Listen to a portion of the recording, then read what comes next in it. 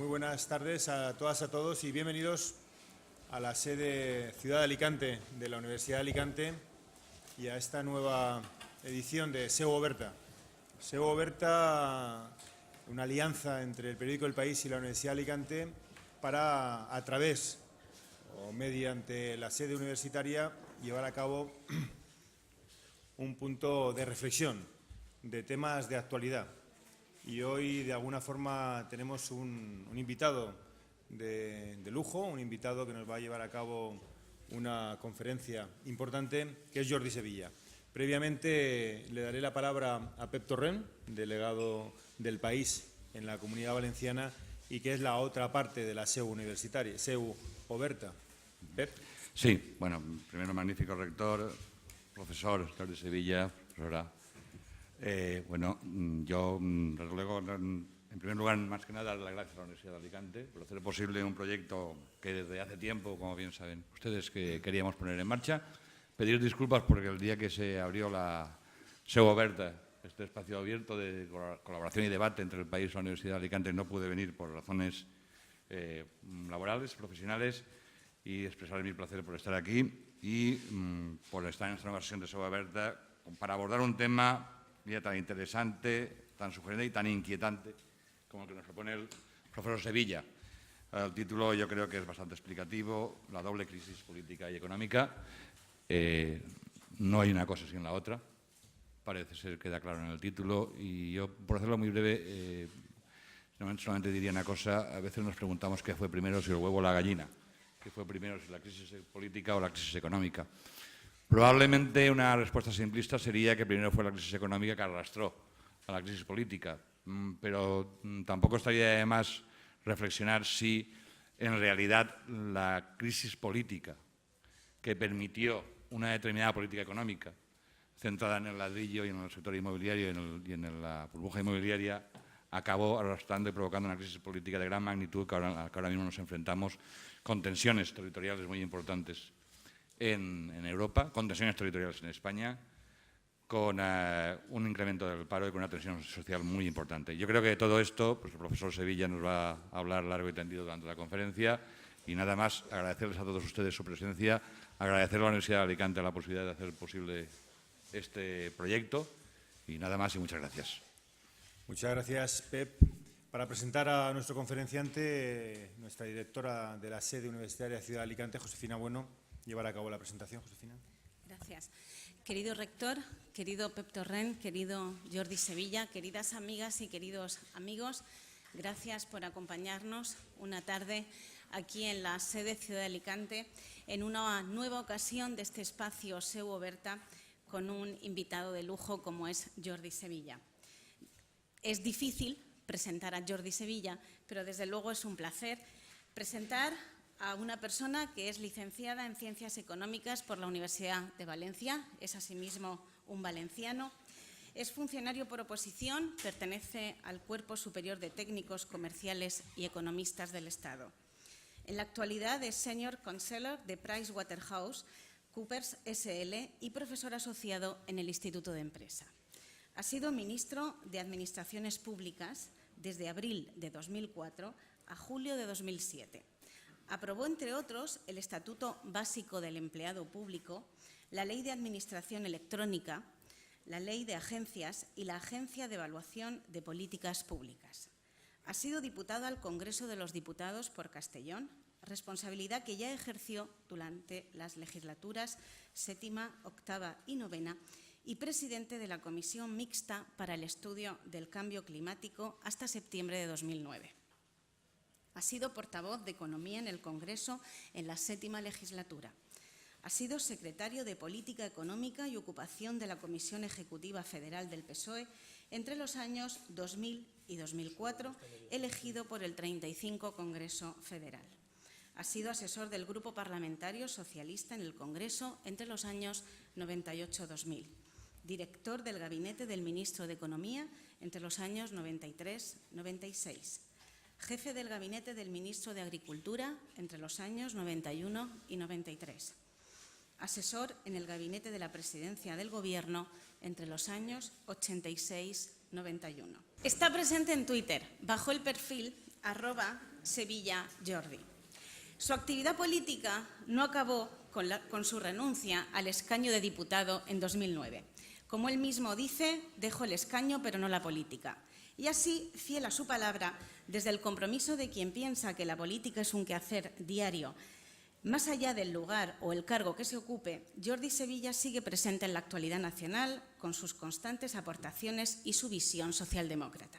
Su último libro, que ya va por su segunda edición, que tienen aquí ustedes a su disposición por si lo quieren adquirir, La economía en 2 tardes, está entre los 5 libros de referencia en lo que respecta a la situación económica del país.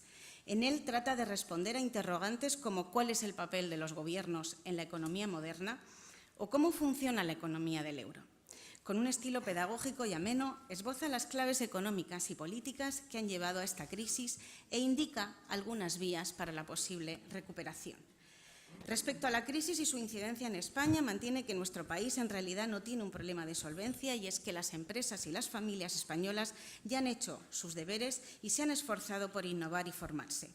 Jordi Sevilla es partidario de unas reformas que vayan más allá del ajuste presupuestario y que caminan sobre una previsión de mayor sostenibilidad, eficiencia y equidad.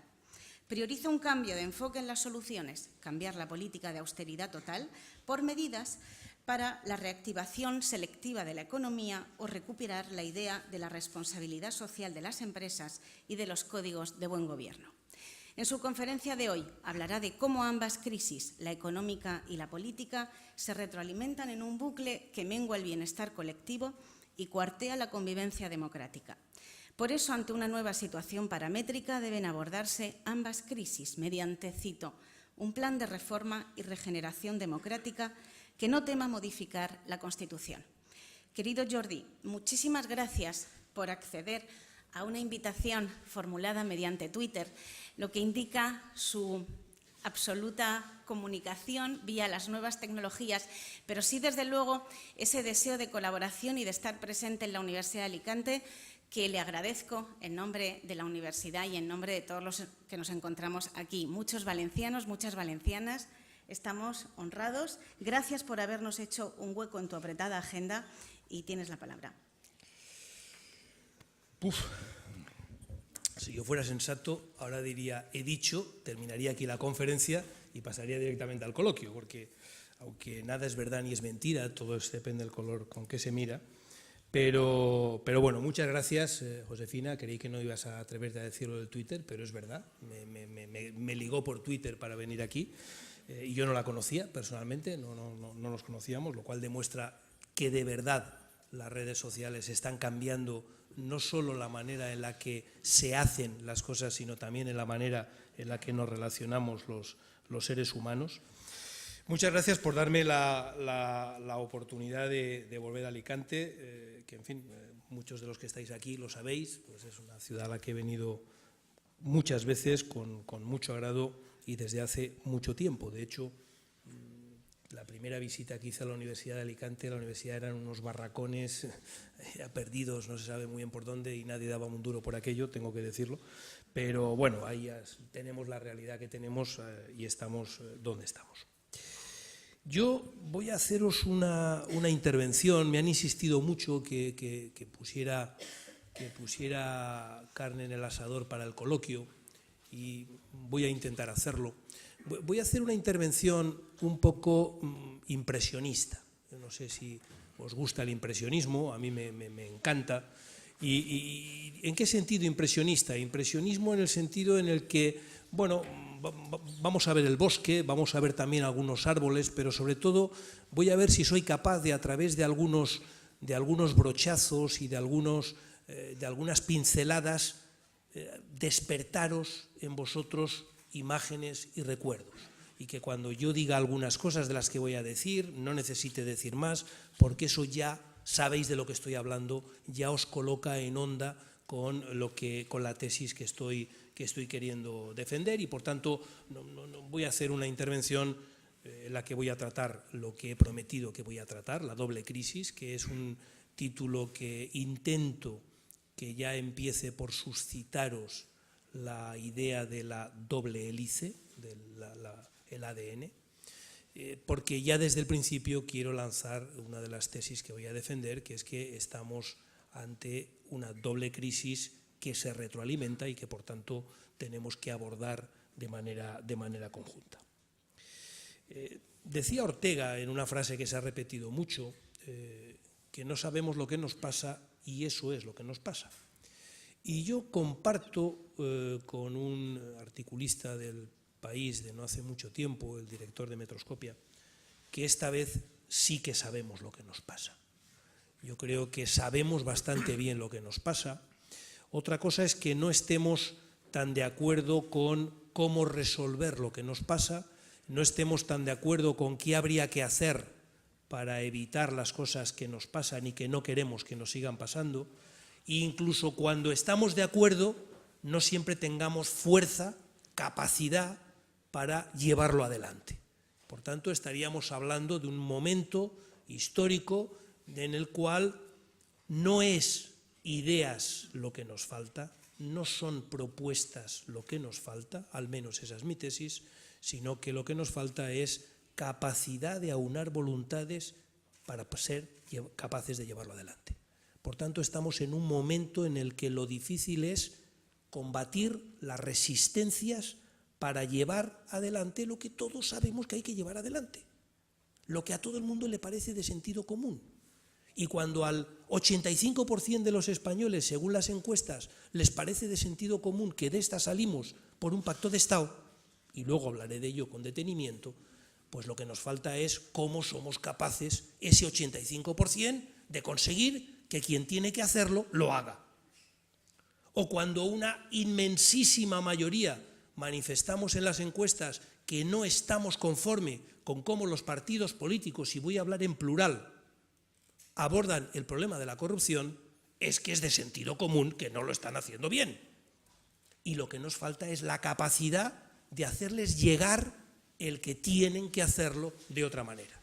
Esa va a ser la línea en la que me voy a mover a lo largo de la intervención. Creo que no es tanto un problema de qué podemos hacer o qué tenemos que hacer, sino qué podemos hacer y cómo hacerlo.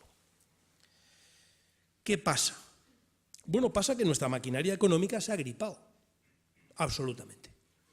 Que lo que debería de ser un foco de generación de riqueza y de empleo, pues lleva unos cuantos años que lo que produce es desempleo y pérdida de riqueza.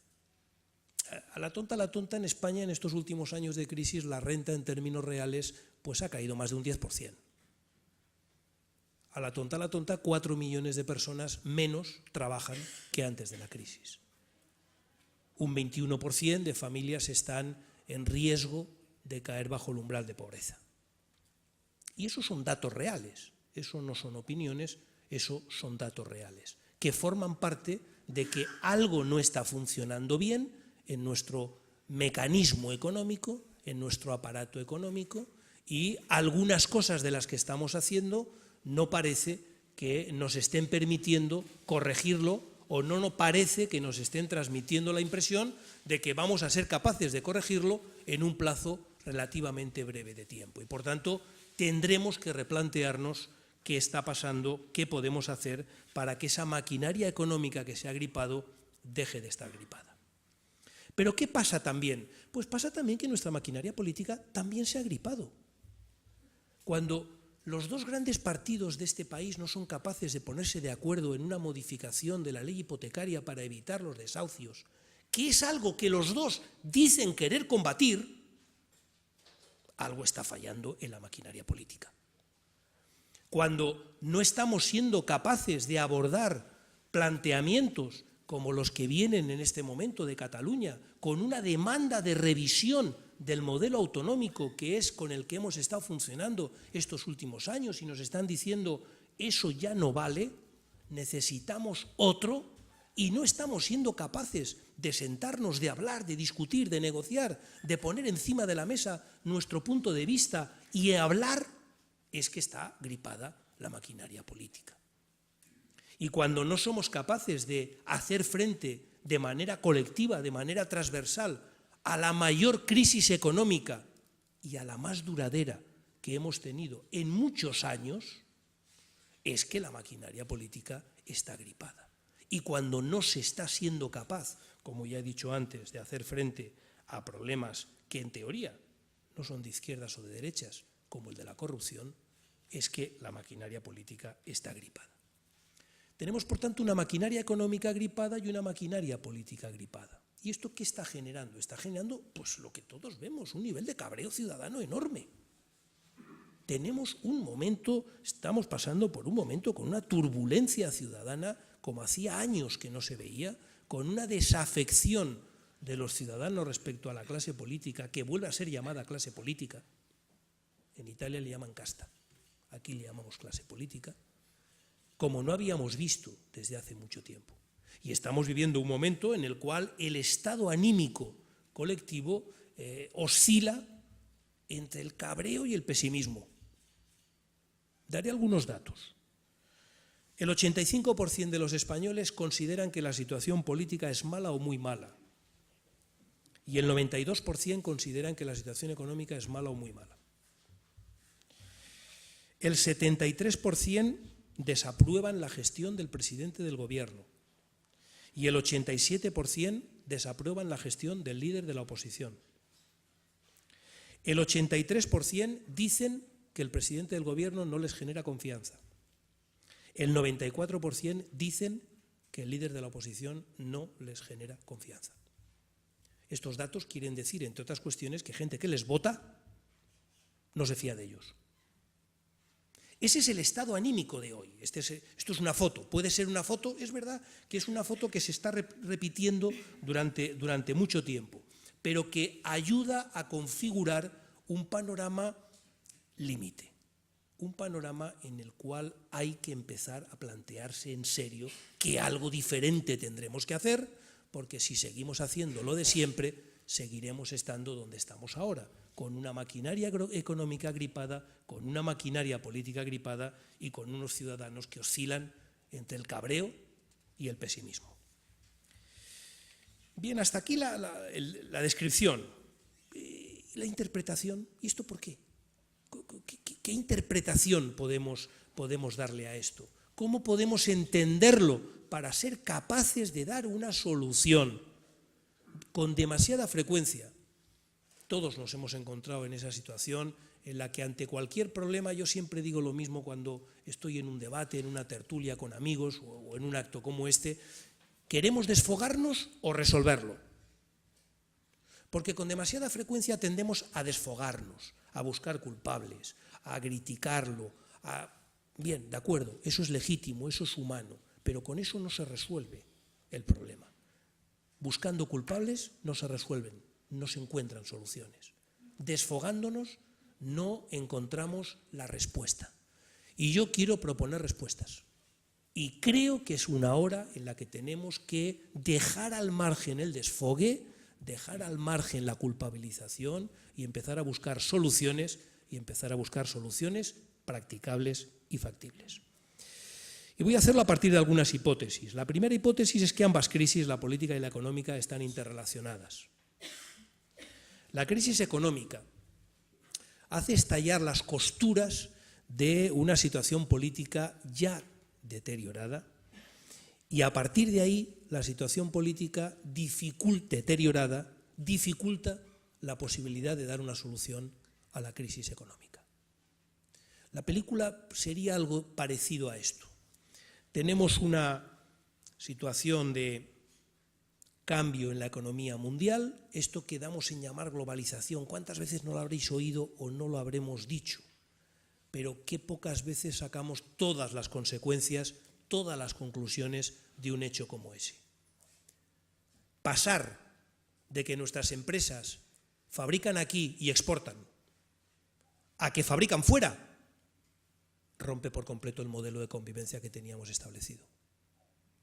Porque la secuencia invierto, genero empleo, genero riqueza y pago impuestos se rompe. Se altera, cambia. En buen sentido para las empresas, pero tendremos que reaccionar colectivamente para adecuar todas las demás elementos de la convivencia y todos los demás elementos que configuran nuestro estado del bienestar a una realidad en la cual nuestras empresas generan riqueza fuera, mucho más que en España. Ese salto que significa la globalización, no hemos sacado todavía las consecuencias adecuadas, que no es ponerle freno, es imposible ponerle freno. Seguramente si esta crisis económica se hubiera llevado por delante a las grandes empresas españolas que no se han ido a la crisis porque estaban en otros mercados, la crisis hubiera sido mucho más grave. Por tanto, yo no estoy diciendo que haya que poner freno a la internacionalización de nuestras empresas, en absoluto. Lo que estoy diciendo es que el resto de la economía, el resto de la sociedad y sobre todo los poderes públicos tienen que adaptarse a una realidad diferente, a una realidad en la que nuestras empresas de manera creciente van a ser internacionales, van a estar funcionando en otros países. Eso es un cambio de paradigma. Y ese cambio de paradigma pone en cuestión el papel del Estado-nación de siempre.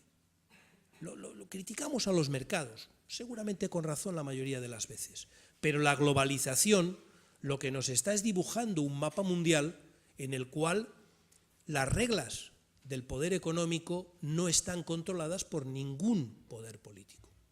Y hay una contradicción evidente entre lo que son funcionamiento a nivel global, a nivel general y Estado-nación, que muchas veces se encuentra incapacitado de hacer frente a las demandas y a las exigencias que le viene de la globalización. Por tanto, cuando empieza la crisis, cuando estallan las subprimes, cuando eso viene a España con nuestra propia crisis diferencial, de la que luego hablaré, nos encontramos con un Estado-nación, con un gobierno que no tiene en su mano los instrumentos necesarios para hacer frente a esa crisis con toda su magnitud. Y por tanto, la crisis económica genera una crisis política. Y además nos encontramos con una situación política que seguramente hubiera requerido un gran pacto de Estado, que seguramente hubiera requerido generar consensos, que seguramente hubiera requerido sentarse a plantear las cosas de una manera conjunta y que no ha sido posible porque el modelo de enfrentamiento político sistemático que nuestra, ¿me dejáis que le llame partitocracia?, que nuestra partitocracia está generando, dificulta el que se le pueda hacer frente a la situación de la crisis económica como deberíamos de haberle hecho frente en una situación política que no hubiera estado en crisis. Segunda hipótesis, ninguna de estas dos crisis ha surgido de repente. Las crisis no surgen de repente. Normalmente se van incubando en las épocas de bonanza, como ahora mismo estamos incubando la siguiente fase expansiva según lo que hagamos. Y pongo dos ejemplos, dos casos para ver cómo funciona, cómo evoluciona, cómo cambia algo que en un momento determinado es visto de una manera y en un momento posterior, en otros momentos y en otras condiciones, es visto de otra manera. Pondré dos ejemplos. El crédito. Sabéis que uno de los problemas más importantes que tenemos en este momento en la economía española es nuestro nivel de endeudamiento. Por cierto, privado. 3 veces más que el público. 3 veces más que el público. El privado. Las familias y las empresas. Pero claro, el crédito no es malo. Estas ideas de que nadie gaste más de lo que tiene haría quebrar al sistema capitalista. Así de claro. Pensar todo aquello que está asociado al crédito y, en fin, desde el Corte Inglés hasta cualquier cosa que queráis, se iría abajo si no existiera crédito. El crédito es un avance que se ha producido históricamente y que permite consumir en un momento distinto y en un lugar distinto de donde se fabrica. Por tanto, no demonicemos el crédito. Pero claro, cuando se produce un cambio, cuando los bancos dejan de dar crédito que esperan recuperar en función de los ingresos previsibles del deudor, y pasan a dar créditos en función de la revalorización esperable del activo que se compra, mayoritariamente pisos. Cuando dejas de hacer crédito para pasar a hacer lo que los economistas llaman apalancamiento, ya no importa el deudor, lo que importa es el activo que se compra. Y cuando ya no importa el deudor, puedo dar créditos a gente a los que seguramente no le debería de dar crédito, porque supera las condiciones de riesgo de una situación en la que, si lo analizara con el criterio anterior de sus ingresos previsibles, a lo mejor no le daría el crédito. Ese pequeño salto, que es el salto que nos ha permitido hacer el gran boom del ladrillo que hemos vivido durante estos últimos años, es el que nos ha colocado en una situación de crisis económica y de sobreendeudamiento. Y otro ejemplo que os quiero citar en el caso de la crisis política. Los que ya tenemos alguna edad nos acordamos de la transición y nos acordamos de la gran preocupación que existía entonces con la sopa de siglas, la existencia de multitud de partidos políticos en un país que salía de 40 años de dictadura y de una experiencia democrática que había terminado mal, como fue la de la República. Y por tanto había una voluntad decidida de apostar por fortalecer partidos políticos. Está así recogido en el artículo 6 de la Constitución y está así recogido en todas las disposiciones que desde la ley electoral hasta la propia ley de partidos se hicieron pensando en hacer gobernable el país a través de unos partidos políticos fuertes. Yo creo que fue una buena decisión, pero 35 años más tarde nos ha dado lugar a una partitocracia en la cual las cúpulas de los partidos controlan todo. Y desde luego el que tiene mayoría parlamentaria controla el Ejecutivo, controla el Legislativo y al menos una buena parte del Judicial. Eso seguro que no lo pensaron los constituyentes que querían fortalecer los partidos políticos, pero 35 años más tarde eso ha derivado en un bloqueo de nuestro sistema institucional, de nuestro sistema político, ha derivado en una crisis política. Que no surge de la noche a la mañana, insisto, que se va sucediendo como consecuencia de que se acumulan cambios y sobre todo de que cambia el contexto, de que las circunstancias son otras y aquello que valía para antes ahora ha dejado de valer.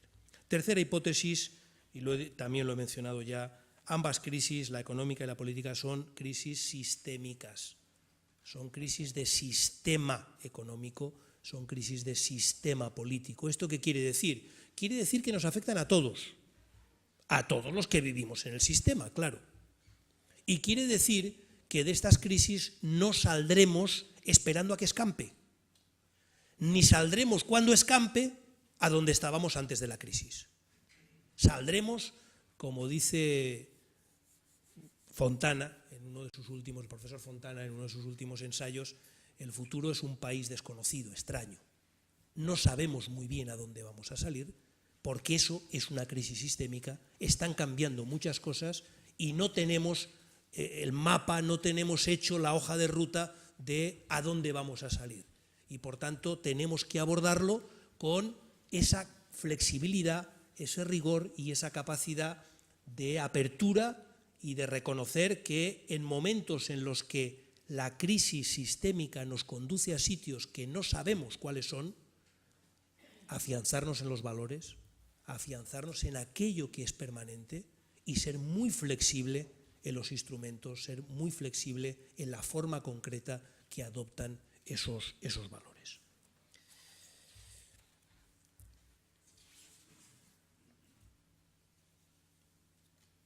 En definitiva,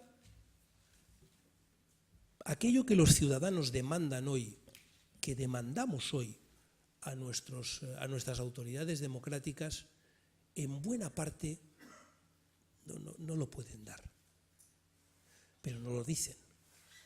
No hay nadie que se presente a unas elecciones diciendo me presento, pero de verdad, esto del paro no depende mucho de mí, hay que hablar con Merkel, hay que hablar con los mercados financieros, hay que ver qué hace China, hay que ver si Estados Unidos baja o sube los tipos de interés porque eso afecta al dólar y eso afecta a las exportaciones y yo no tengo ninguna capacidad de control. Pero es la verdad. Y eso genera esa desafección, ese no reconocimiento, porque a cambio de eso sí que hay otras cosas que puedo hacer. La ley de desahucios la puedo rectificar, los impuestos los puedo rectificar, la política de investigación la puedo rectificar, la política de becas la puedo hacer yo, cómo financio la sanidad lo puedo hacer yo. Sí que tengo mucho margen de maniobra, pero hay otras cosas están en nuestra mano. La crisis económica, y luego hablaré de la política, haciendo un poco de disección. Bueno, es bastante obvio, ¿no? Es bastante obvio que no supimos, pudimos, quisimos frenar la burbuja especulativa del ladrillo. ¿Nadie lo vio?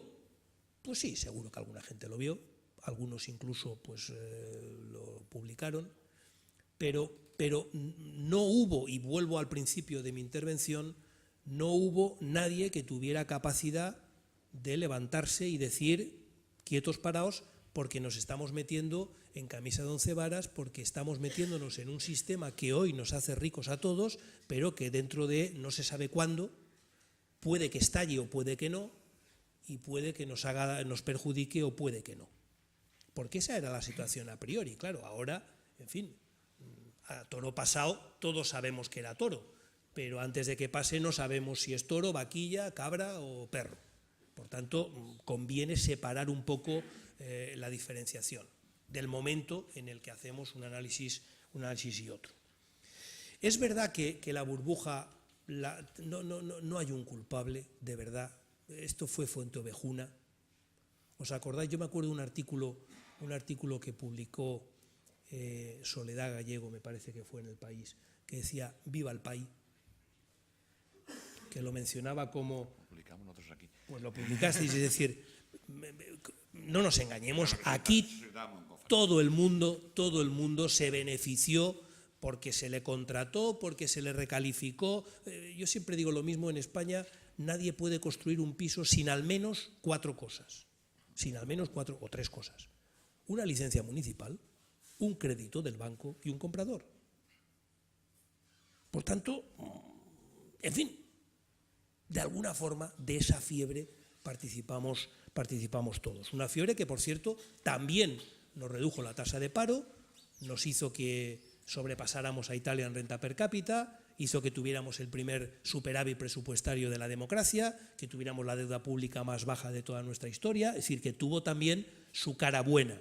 Y en un momento en el que, insisto, todavía mucha gente pensaba que se podría desinflar poco a poco, que no tendría por qué estallar como estalló y reventarnos en la cara, rompiendo las narices, que es lo que ha pasado. Y estuvo en parte inducida por la entrada en el euro. La entrada en el euro, que es una de las mejores operaciones políticas y económicas que, en mi opinión, hemos hecho los españoles, tuvo 2 efectos muy inmediatos. Primero, bajó los tipos de interés en términos reales muchísimo, por 2 causas. Una, porque los tipos de interés los fijaba el Banco Central, teniendo en cuenta todos los países del euro y, por tanto, las necesidades económicas de Alemania, que era necesidad de crecer después de la unificación y tipos de interés bajos.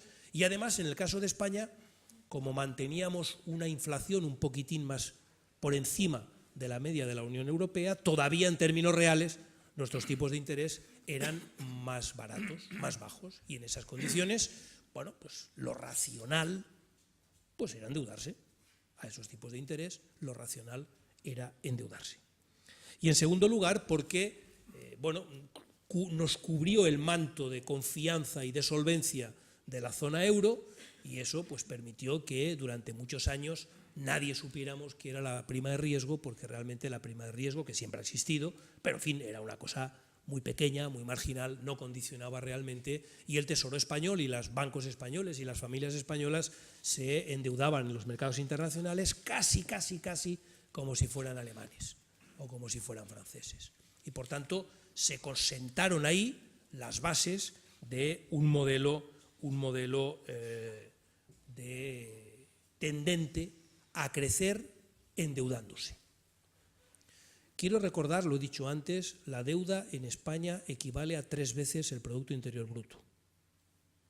Eso no ha pasado nunca, ni con Felipe II, que fue el primero que hizo quebrar un Estado. No él, fue su padre, fue Carlos V, fueron la herencia, esta sí que fue herencia, la herencia de su padre, el que le hizo la primera quiebra de la que hay constancia. Nunca habíamos tenido 3 veces el Producto Interior Bruto en deuda. Y el 75% de esa deuda es privada. Familias y empresas. Este dato es muy importante porque la manera en la que están imponiéndonos la Unión Europea que abordemos la crisis a través de lo que he dado en llamar el austericidio, responde a países donde la deuda pública es muy importante y la deuda privada es muy baja. En España es todo lo contrario. En España, cuando estalla la crisis, tenemos una de las deudas públicas más bajas de la Unión Europea y nuestro problema es la deuda privada. Y en esas condiciones todavía es más absurdo empeñarse en hacer recortes del gasto público como los estamos haciendo, porque acaba perjudicando al conjunto de la economía privada, que es la que necesita generar ingresos para pagar la deuda. En España hubo una crisis diferencial. Dos razones lo explican. Primero, que sobre la crisis financiera internacional, nuestros activos tóxicos, a diferencia de otros países, lo habréis oído hablar, los activos tóxicos eran activos financieros, los llamados derivados. Dicho de otra manera, una quiebra en esos activos hacía perder a los inversores. Y punto. En España los activos tóxicos eran ladrillo, y aeropuertos, y aves, y carreteras. Y por tanto una quiebra en eso no solo hacía quebrar o perder a los inversores, sino también despedir a trabajadores, quebrar empresas y por lo tanto trasladarse inmediatamente a la economía real. Por tanto, una misma crisis financiera internacional se tradujo en unos países mucho más que en otros y en España más que en ninguno a la economía real por la diferente naturaleza de los activos tóxicos. Y también la crisis diferencial por la reacción de las autoridades nacionales. Yo creo que en España no se ha hecho todo lo bien que se deberían de haber hecho las cosas y en esta columna semanal que vengo escribiendo desde el año 2009, retener la fecha, pues lo vengo señalando. Y cito dos ejemplos. Todos habréis oído hablar la palabra devaluación interna. Cuando no tenemos una moneda que devaluar y viene una crisis tan gorda como esta, no puedes devaluar la moneda y por tanto tienes que devaluar lo que tienes, que es tus factores productivos, tu trabajo, tu capital, tu inversión. ¿Y cómo lo devalúas? Rebajando costes. Claro, en España, por simplificar, el coste laboral, sin lugar a dudas, es uno de los más determinantes, de los más importantes, no es el único, pero es de los más importantes que afectan a los costes. ¿Qué modelo hemos seguido? Hemos seguido el modelo de abaratarlo por dos vías. Despido, la tasa de paro más alta de toda la Unión Europea, y recorte de salarios, que todavía recorta más las posibilidades de la demanda interna y de generar actividad económica. ¿Habría otra alternativa? Hombre, la había. Por lo menos haberlo dosificado con las cotizaciones sociales. En España podíamos haber empleado las cotizaciones sociales como el instrumento de haber abaratado costes laborales no salariales para hacer competitivas a nuestras empresas, para habernos ajustado a la crisis económica sin golpear ni al trabajo ni a los salarios de la manera en la que lo hemos golpeado. Eso planteaba otro problema, en el que no voy a entrar ahora, salvo que en el coloquio queráis, que es que las pensiones se tendrían que financiar de otra forma. Bienvenido sea, porque si hay una manera insolidaria y regresiva de financiar el sistema de pensiones, es el que tenemos en España. Y lo digo yo, que soy de izquierdas.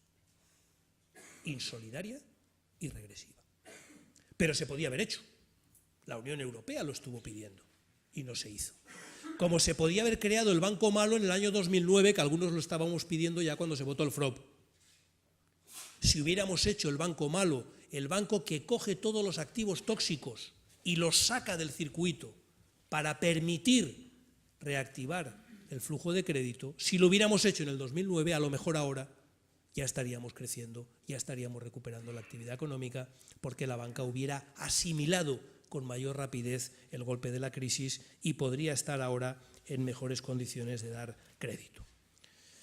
Por tanto, cuando hemos tenido la crisis, nos hemos encontrado, en primer lugar, con tres factores novedosos, que es la primera vez que nos ocurre ante una crisis como esta. Que no teníamos una parte muy importante de los instrumentos de política económica, la política monetaria, los tipos de cambio, los tipos de interés, no los podíamos fijar nosotros. El mayor peso proporcional que en España tienen lo que podríamos llamar los poderes fácticos financieros, Yo creo que una parte muy importante de la manera como se reacciona a la crisis a partir del 2008 está muy determinada por la opinión de una parte muy importante de nuestro sistema financiero.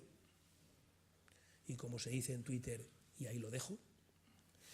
Y en tercer lugar, por una partitocracia que no ha sido capaz ni ha tenido la cintura suficiente para darse cuenta que este morlaco no lo toreamos con el y tú más, con el quítate tú para ponerme yo y seguir haciendo lo mismo, ni con las confrontaciones y la agresividad que normalmente hemos ido viendo de manera creciente en la vida política española en los últimos años, sino que hacía falta abordarlo de otra manera, que hacía falta abordarlo con un gran pacto de Estado, porque estábamos de nuevo en una situación en la que ante un problema gordo de los ciudadanos, los partidos políticos, en lugar de ver cómo saco tajada electoral, deberían de haber visto cómo lo arreglo, qué puedo hacer para arreglarlo.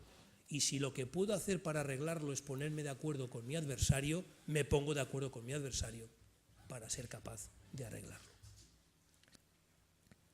Por tanto, esa crisis política es la crisis que ha dificultado también el encontrar una salida a la crisis económica. Hablando de la crisis política, yo quiero decir dos o tres cosas. Yo creo que hay que recuperar cosas muy básicas. Vuelvo a mi imagen impresionista, ¿no? La política como actividad para hacer algo, no para ser alguien. Ese pequeño cambio es muy importante porque determina los comportamientos, que es lo que al final acaba trasladándose a las acciones. Yo quiero decir tres cosas sobre este punto. Primero, la política es necesaria. Por tanto, hasta los que se presentan a las elecciones y sacan muchos diputados y senadores como Bevo Grillo y su gente en Italia y se llaman antipolíticos, son políticos. Estarán haciendo política de otra manera, estarán haciendo otro tipo de política, pero están haciendo política porque no se pueden resolver los problemas colectivos si no es a través de una cosa que llamamos política. Por tanto, la política es necesaria y eso es importante tenerlo en cuenta porque cuando criticamos a los políticos, me parece muy bien, pero no podemos criticar a la política.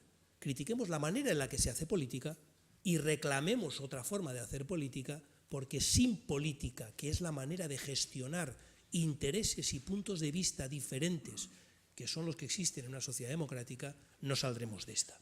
Segunda cosa que quiero aclarar, en mi opinión, la democracia representativa es un avance histórico positivo.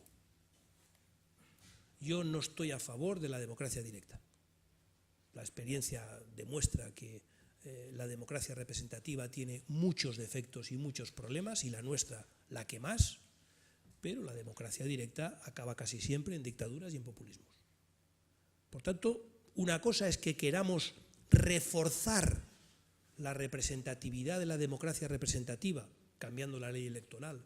Una cosa es que queramos reformar los mecanismos a través de los cuales los ciudadanos se conectan con los políticos o intervienen en el proceso político o intervienen en los procesos legislativos y hacemos una mayor comunicación entre representantes y representados, y otra es pensar que la democracia representativa no sirve y es mejor buscar otros modelos que hasta ahora la historia no ha sido capaz de darlos, en mi opinión. Esto es discutible, pero esa es mi opinión.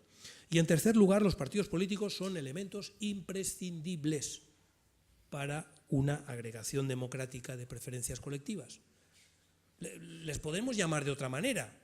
Les podremos llamar, pues eso, pues el movimiento, ¿cómo es el de Grillo? No me acuerdo, 5 no sé qué. O les podremos llamar como queramos. Pero en el momento en el que hay organizaciones que se estructuran bajo un objetivo concreto de conseguir algo en base al apoyo ciudadano, son partidos políticos. Aunque no se llamen así, son partidos políticos. Y por tanto, es la manera en la que la democracia encuentra para articular esa vehiculización, no sé si la palabra existe, de intereses y de opiniones entre los ciudadanos. Bien, dicho esto, también quiero decir que en mi opinión, y esto es la primera vez que lo digo en público, creo, el proyecto político de la transición, el proyecto político de la Constitución del 78 está agotado.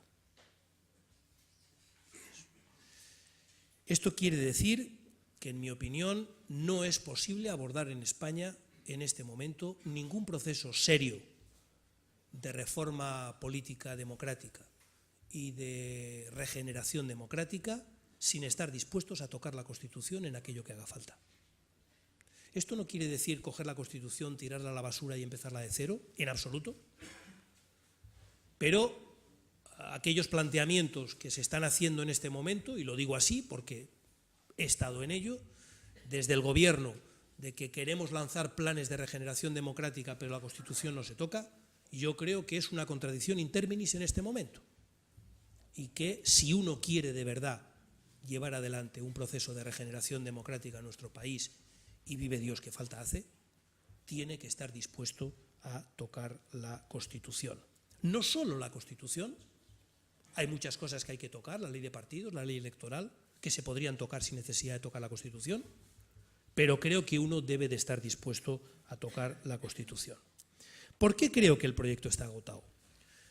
Y creo que además podríamos emplear aquella frase que no es mía, de ha muerto de éxito o se ha agotado de éxito. Yo creo que todo lo que digamos de ditirambos a favor de la Constitución española del 78 se quedan cortos. Nos ha dado el periodo más largo de paz, de tranquilidad, perfecto, verdad, todo, pero está agotado.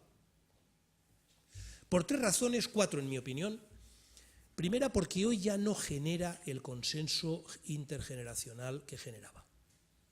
Más de la mitad de los ciudadanos españoles hoy no votaron la Constitución y no la viven como la vivimos los que, en fin, luchamos por tener una Constitución.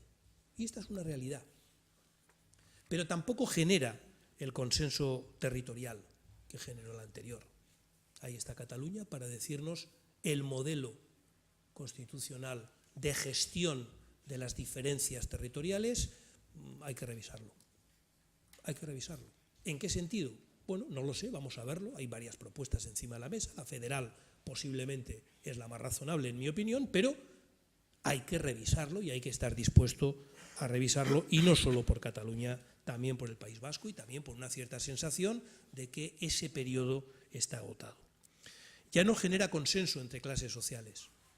La Constitución de alguna manera responde todavía a lo que la literatura llamaba la síntesis socialdemócrata de la posguerra mundial, una especie de pacto social que se generó en Europa entre trabajadores y empresarios en torno al estado del bienestar, de, bueno, vamos a ponernos de acuerdo, vamos a no hacernos daño, vamos a intentar colaborar, yo te genero empleo, yo te genero riqueza, yo pago impuestos, hay salario que te pago en mano, hay salario diferido, hay salario social, y ahí se generó lo que hemos vivido, los mejores años seguramente de la historia reciente de Europa, y la Constitución española del 78 se inscribe todavía en ese ámbito que yo sigo defendiendo, pero que hoy ya no defiende mucha gente en España. Todos los que de verdad no están de acuerdo con una sanidad pública o con unas pensiones públicas, o todos los que te dicen que esto de pagar impuestos progresivos hay que revisarlo porque desincentivan el trabajo, o todos los que dicen que el que las empresas paguen impuestos es una manera de llevarlas fuera porque gracias a la globalización pueden ubicarse en otros lugares.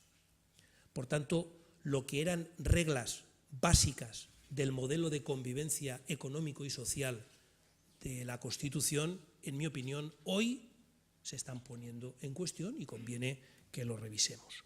Y desde luego ya no genera consenso entre representantes y representados.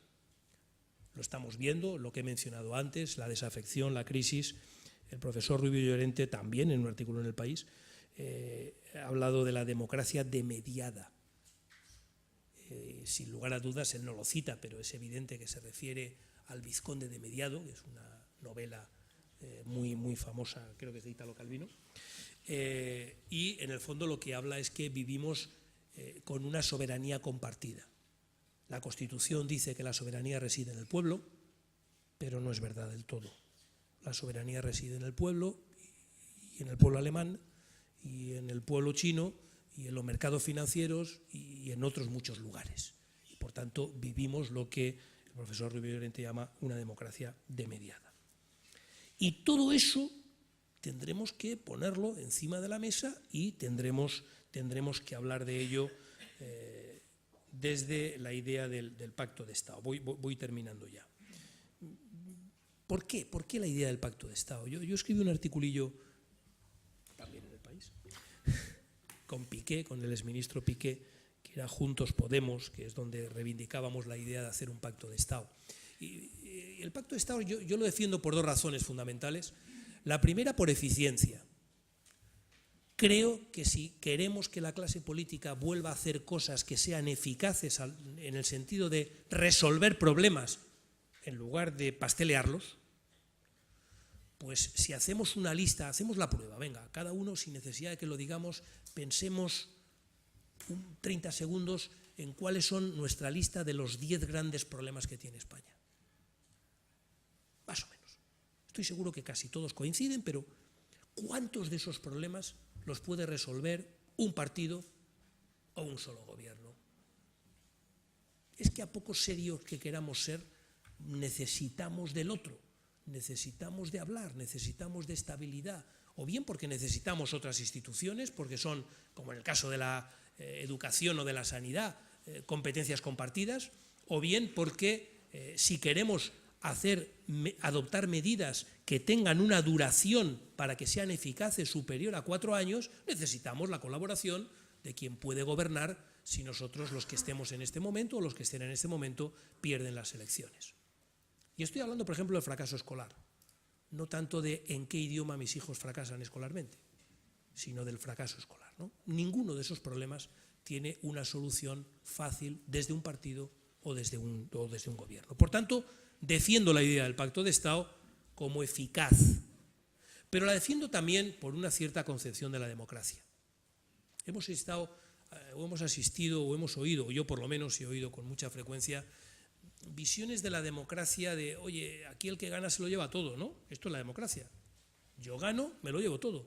Y si tú quieres llevártelo todo, pues tú ganas, ¿no? Concepciones de la democracia muy a la Tea Party, por entendernos. Muy de confrontación, de que mi adversario es mi enemigo. Y con mi enemigo no pacto nada, ni agua. Aunque al final cueste mucho ver las diferencias a veces. Y cuanto menos cuesta ver las diferencias, más se engola la voz y más se incrementa el nivel de insultos. Yo creo que en democracia, en una sociedad democrática, en un país plural y complejo como es España, hay al menos 3 niveles de problemas, ¿no? Hay aquellos problemas, los que antiguamente llamábamos problemas de Estado, ¿os acordáis? De estos que sí que se reconoce que, hombre, que más o menos se defiende un interés colectivo y no solamente un interés de parte, y eso hay que consensuarlo. Hay intereses o hay problemas en los que las opciones ideológicas están para ejercerse y por tanto la confrontación es legítima y por tanto pues cuando uno gana unas elecciones pues aprueba el matrimonio para personas del mismo sexo y si las gana otro pues intenta quitarlo o no las hubiera aprobado. Por tanto hay un ámbito del debate político donde existe campo para la discrepancia y el ejercicio de la democracia, pero hay otro hueco, otro campo, otro espacio, donde sobre todo en función del momento, aunque tengamos discrepancias, aunque tengamos intereses distintos, aunque tengamos visiones ideológicas distintos, tenemos la obligación de llegar a acuerdos. Desde posiciones distintas. Hay quien dice, hombre, es que si todo se hace por consenso, las ideologías... No, las ideologías siguen existiendo. Yo desde la mía, tú desde la tuya, nos ponemos de acuerdo. Y creo que una situación de doble crisis como es esta, de grave crisis económica, de grave crisis institucional, es un momento obligatorio para que desde la discrepancia, desde la diferencia, los partidos políticos busquen el consenso, busquen el ponerse de acuerdo en aquellos temas en los que ninguno solo es capaz de resolverlo y de llevarlo adelante. Termino. Si esto es así, y vuelvo y termino como he empezado, y según las encuestas, el 87% de los ciudadanos preguntados espontáneamente es lo que piden, pónganse de acuerdo. Pónganse de acuerdo. Dejen de darme el espectáculo en la televisión y pónganse de acuerdo. ¿Por qué no lo conseguimos? Si sabemos lo que hay que hacer, si uno a uno los diputados de uno y del otro te lo reconocen en privado, sí, esto sería lo razonable, pero ya sabes, es que esto no es posible. ¿Y por qué no es posible?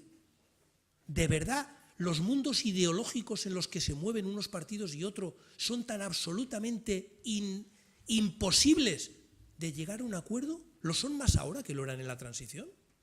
Y allí se fue capaz de hacerlo. ¿De verdad el programa económico del último gobierno Zapatero y el programa económico del primer gobierno de Rajoy son tan radicalmente contrarios que no es posible alcanzar ningún acuerdo? Hombre, estando en la Unión Europea y mandando en los dos casos Merkel, pues es un poquito complicado de decir. No quiero decir con ello que los dos hagan lo mismo, no es verdad, pero no es tan distinto como para no poderse sentar y llegar a un punto medio. ¿Por qué no? Y termino como empiezo, porque lo que nos falta es saber hacerlo. Nos falta a los ciudadanos encontrar la manera de forzarlo, encontrar la manera de no solo desfogarnos, que está muy bien, sino ser capaces de saber las teclas que tenemos que tocar para conseguir que los partidos políticos hagan lo que a todo el mundo nos parece, incluido a ellos, de sentido común, que hagan. Y a esa labor es a la que les llamo, a la labor de que estén donde estén, militen donde militen, contribuyan a hacer posible lo que a todo el mundo nos parece que es lo deseable. Muchas gracias.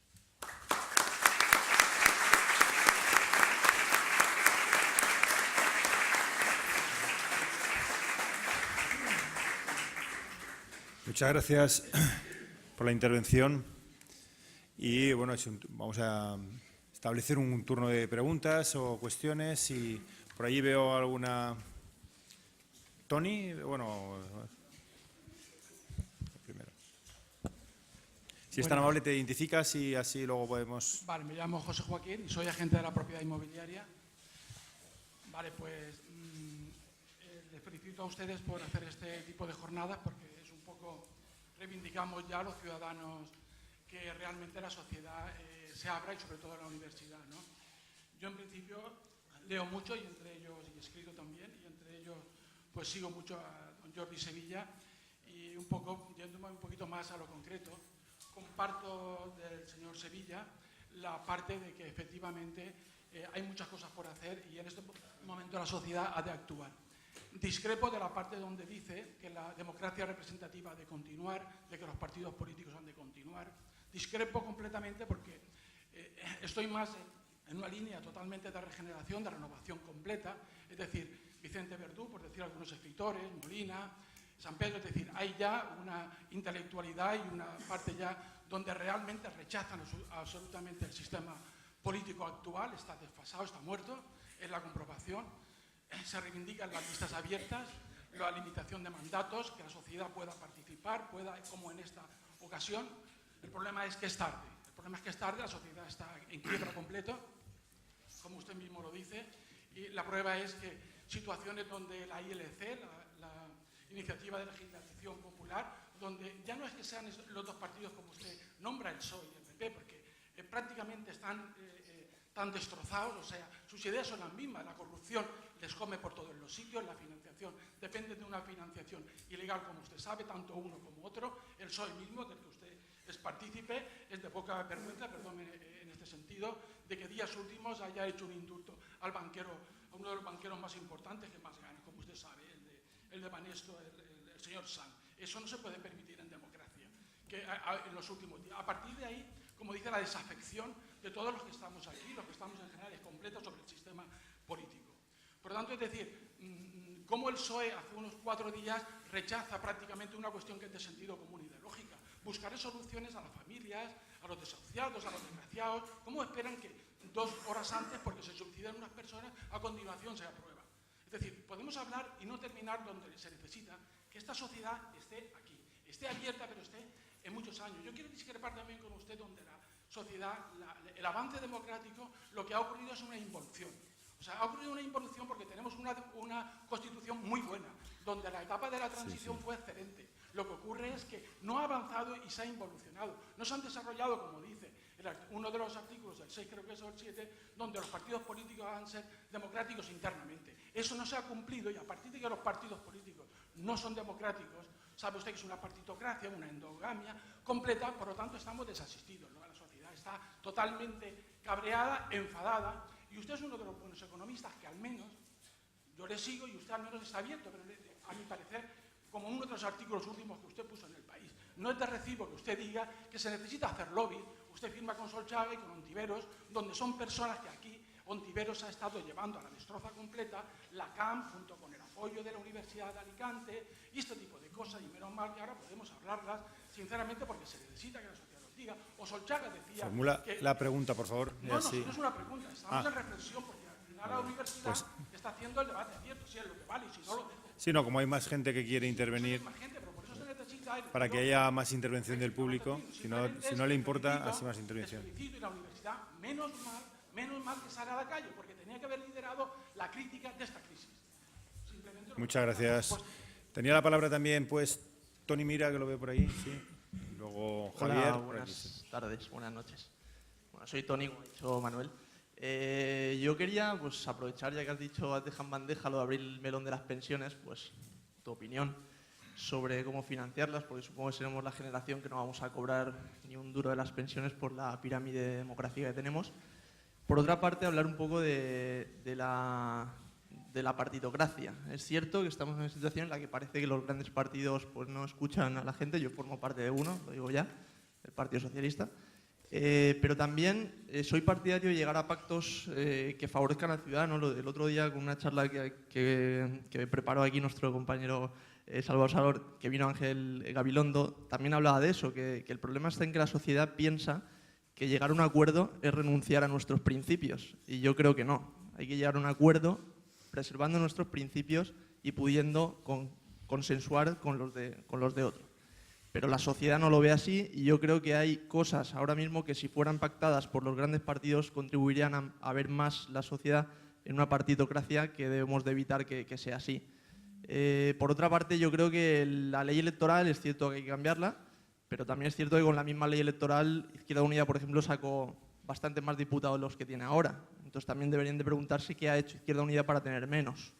¿Qué han hecho otros partidos para no tener más? ¿Qué ha hecho el Partido Socialista para tener menos ahora? Es decir, que la ley electoral ha funcionado mucho tiempo, hay que cambiarla, pero que no es el demonio de todos los problemas. Y nada más, yo si me dices pues, un poco sobre las pensiones, pues te lo agradezco. Muchas gracias. Voy a ser muy breve, dos preguntas muy concretas. La primera, me gustaría saber cuál es su opinión en torno a el haber impuesto o puesto en nuestra Constitución un techo al déficit general, pactado entre las fuerzas que en aquel momento estaban. ¿Cuál es su opinión al respecto? La segunda cuestión es también muy concreta. Se ha hablado de pacto desde el punto de vista de los grandes partidos. Pero, ¿cuál es su opinión acerca de las relaciones entre las organizaciones sindicales y la patronal? ¿Incluiría también a estas fuerzas dentro del pacto o solamente hablamos de partidos o de partidocracia en su jerga? Gracias. Bueno, pues empiezo por la última. Yo estuve en contra de que se modificara la Constitución para poner el techo al déficit. Lo dije en Twitter y fui trend topic esa noche. Y lo dije en mi columna dominical esa misma semana en el periódico Mercados, ¿no? Y eso no quiere decir que esté a favor de manga ancha el déficit, son cosas totalmente distintas, ¿no? Pero creo que además la petición de limitar eso en el déficit, además para los economistas que tenemos cierta edad, ha sido lo que ha pedido la derecha económica americana desde toda la vida. Y con unos argumentos bastante poco democráticos, en mi opinión, y por tanto creo que no tenía razón de ser. Yo digo, me opuse activamente, pero yo entonces ya no era ni diputado y por tanto pues quedó como parte de la sociedad civil por entendernos, ¿no?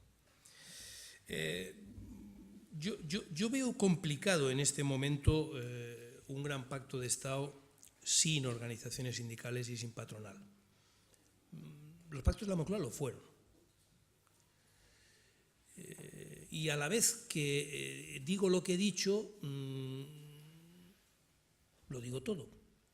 Me da mucho miedo estas organizaciones sindicales y esta patronal.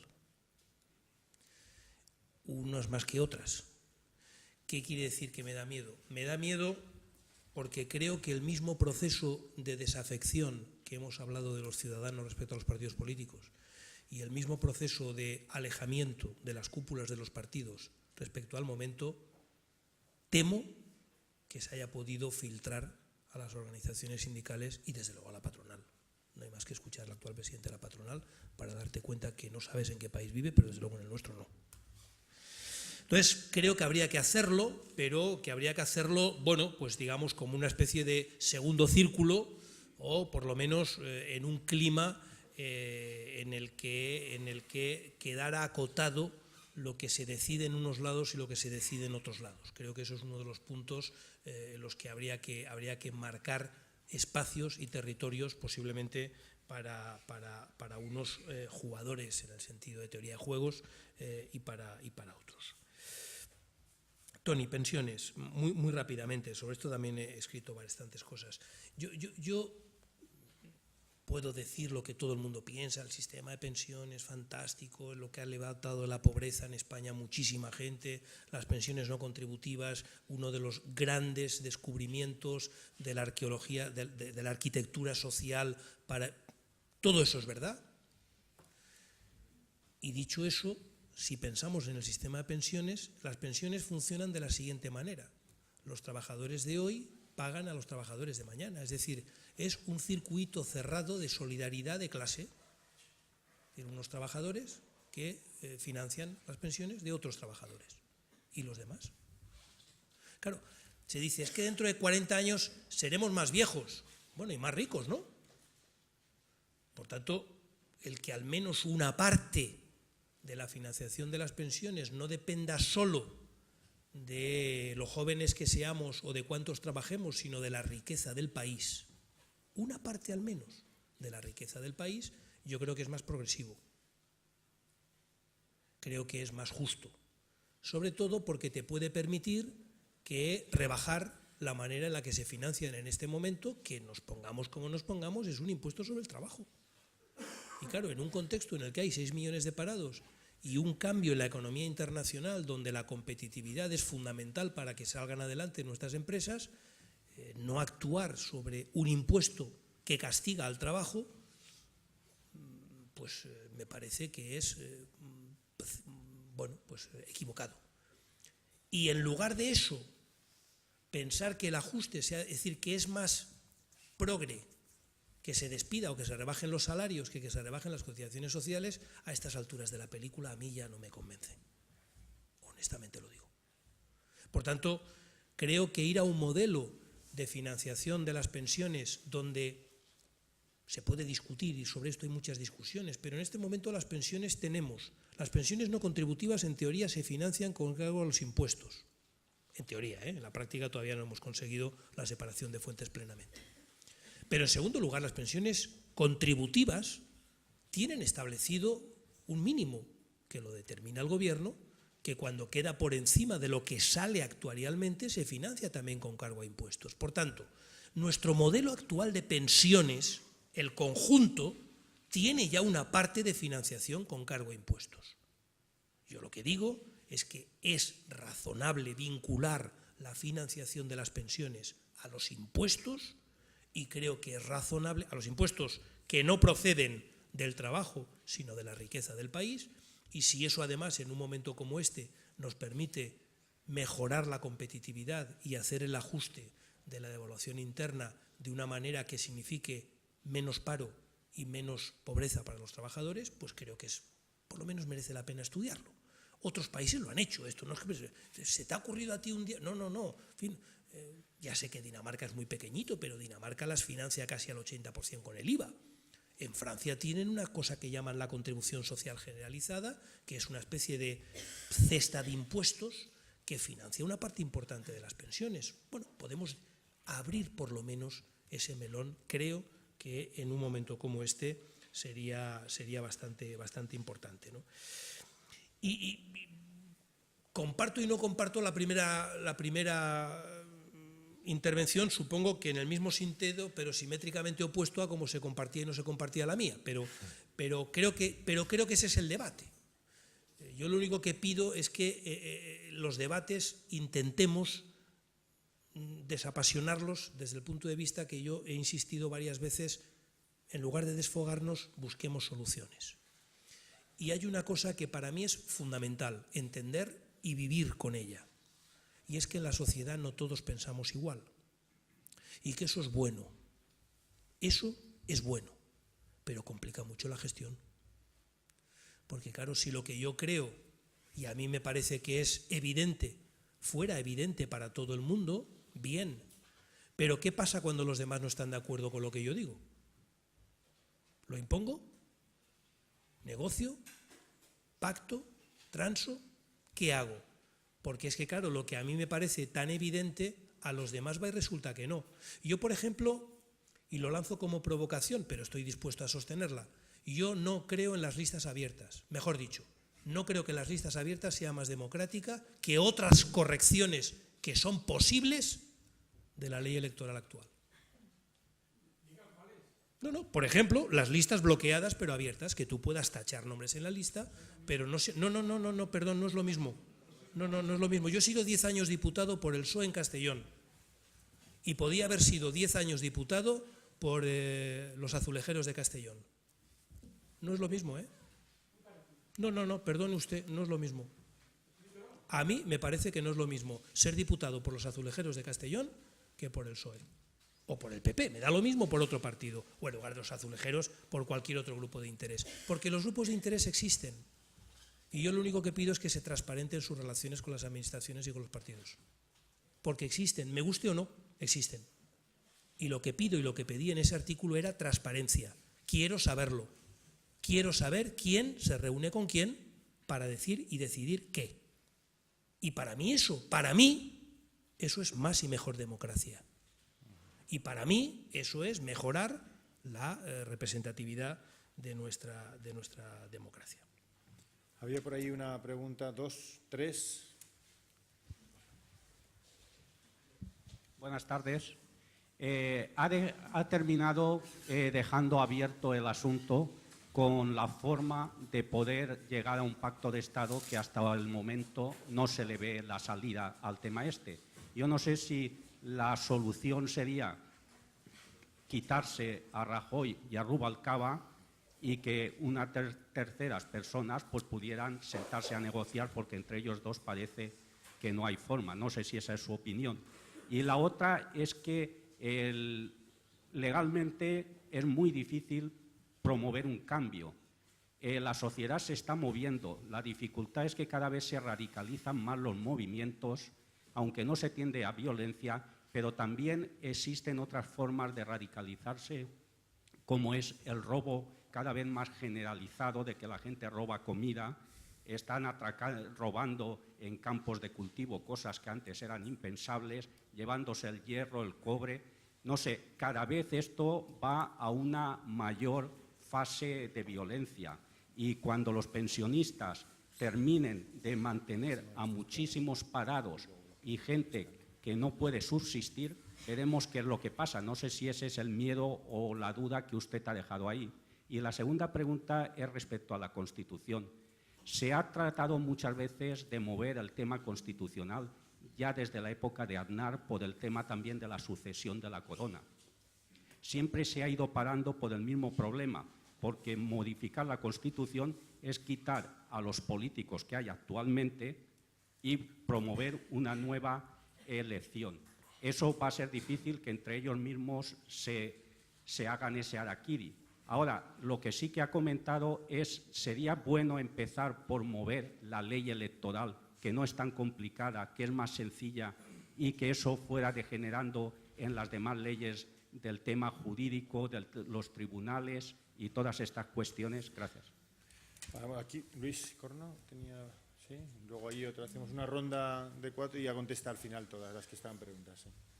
Y Ángel Lunes, pues Luis. Quiero comenzar felicitando a este foro y a quienes nos han propiciado, tanto por la Universidad de Alicante como el país, como el felicitar, lógicamente, la intervención del ponente. Yo quería hacer una pregunta muy concreta. Creo que hay que desacralizar la Constitución española.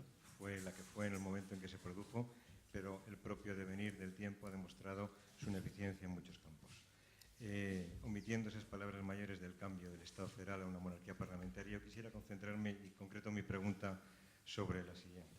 La Constitución establece una serie de competencias exclusivas de la Administración Central del Estado, otra de las comunidades autónomas y de las entidades locales. Y un totum revolutum de competencias compartidas, que es la que ha generado, por su falta de definición, pues duplicidades, repeticiones, etc.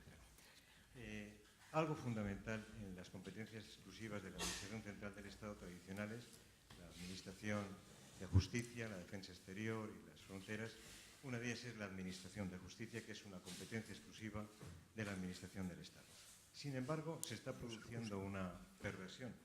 La organización de jueces y tribunales, el Consejo General del Poder Judicial, y pondré un ejemplo muy claro, puede decidir que, de acuerdo con el volumen de litigiosidad que hay en la provincia de Alicante, es necesario establecer 14 juzgados más de primera instancia.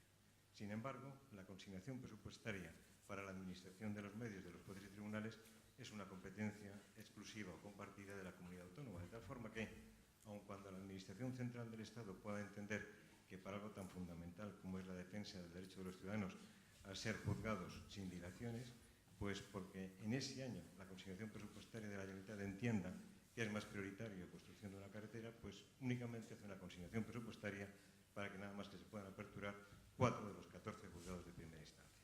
Esto entiendo que supone una clara perversión de lo que debe ser el reparto constitucional de competencias y que de nada sirve que la Administración de Justicia sea básica y unitaria de la Administración Central del Estado cuando la puesta en marcha en la práctica de este derecho a la Administración de Justicia quede, entre comillas, pervertido por esta delegación a las comunidades autónomas de la consignación de medios presupuestarios para su puesta en la práctica. En la reforma constitucional que usted postula o propugna, ¿estaría el, de alguna forma, reconducir para que las competencias exclusivas, básicas y esenciales de la Administración Central del Estado retornaran a la Administración Central? Gracias. Tenía por aquí... bueno, allí había una antes, sí. Hacemos esa y 2 más por aquí y luego contestas todas al final, ¿te parece? Hola, buenas noches.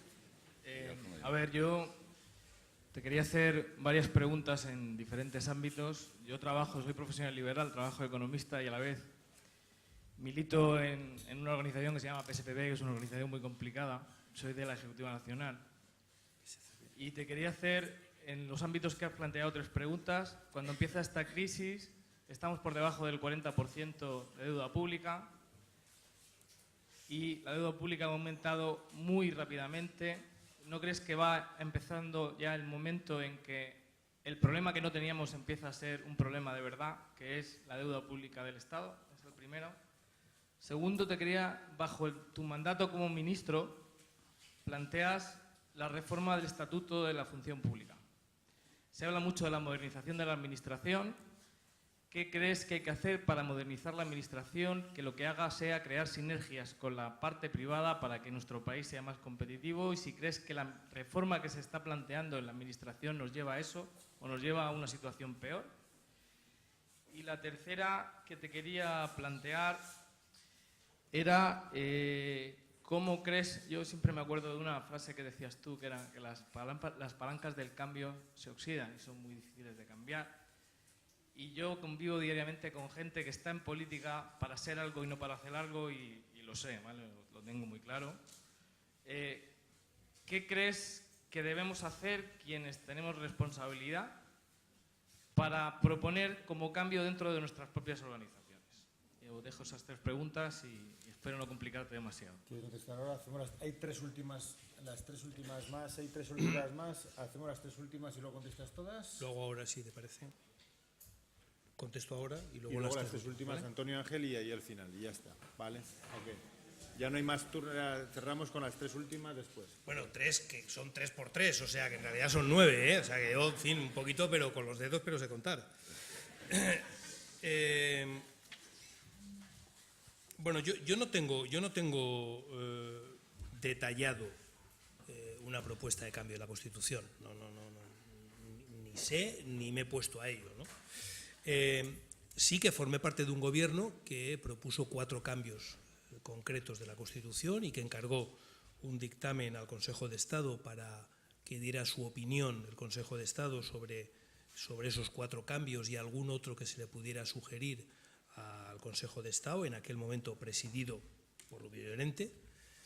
Y yo creo que ese documento, que no lo puedo aseverar, pero estoy seguro que si uno busca bien por la red lo acaba encontrando, sigue siendo un magnífico punto de partida para cualquier proceso de reforma de la Constitución, que, como digo, en mi opinión, no sería razonable aquello de tirarla completamente a la basura y sentarnos desde cero. Eso es absurdo, no ocurre nunca, ni la Revolución Francesa empezó desde cero, o sea, no es posible, pero creo que al menos ese debería de ser un buen punto de partida. Es verdad, lo he dicho yo también, que hay muchas cosas que se pueden cambiar, que se deben cambiar, que no afectan directamente a la Constitución.